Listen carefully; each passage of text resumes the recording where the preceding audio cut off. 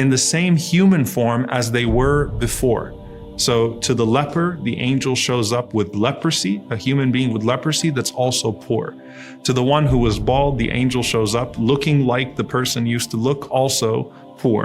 And for the one who was blind, the angel also shows up in the form of a blind man that's also needy. And as that angel shows up to each one of them, the angel asks them for support.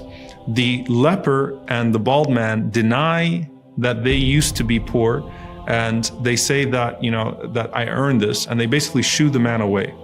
And the angel responds in the form of that man and says, aren't you the person that used to be such and such? Weren't you once in need?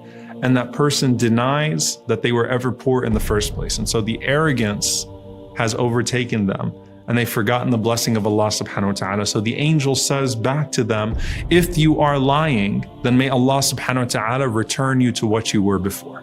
If you're lying about who you are, and if you are not just denying the blessing that Allah has given you, but not even acknowledging that you once didn't have these things, may Allah return you to what you were.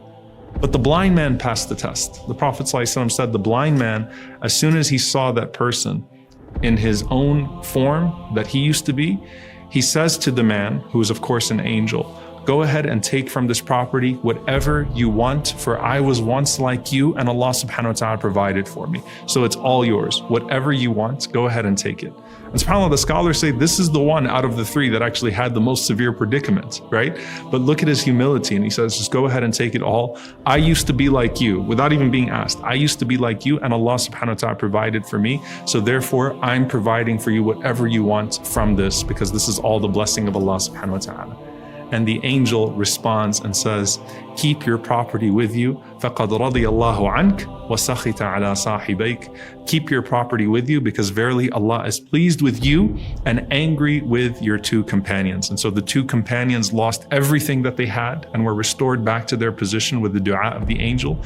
And that person was able not just to keep the blessing of Allah subhanahu wa ta'ala in this life, but also increased in their station in the hereafter. Now,